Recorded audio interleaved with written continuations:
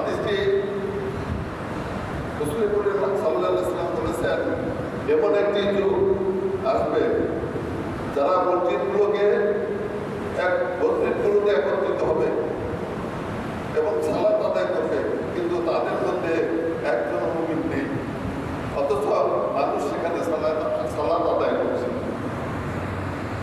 রাসূল সাল্লাল্লাহু আলাইহি ওয়াসাল্লামের এই কথা শুনে সাহাবীরা আশ্চর্য হলেন, জিজ্ঞেস করলেন কোন সময়ে এই ধরনের বিপর্যয় পরিস্থিতি আসবে হে আল্লাহ রসুল।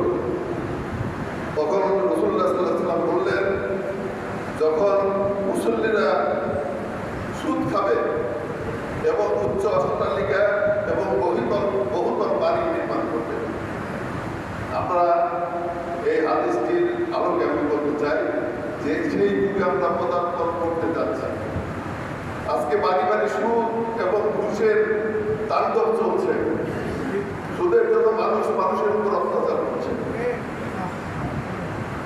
মানুষকে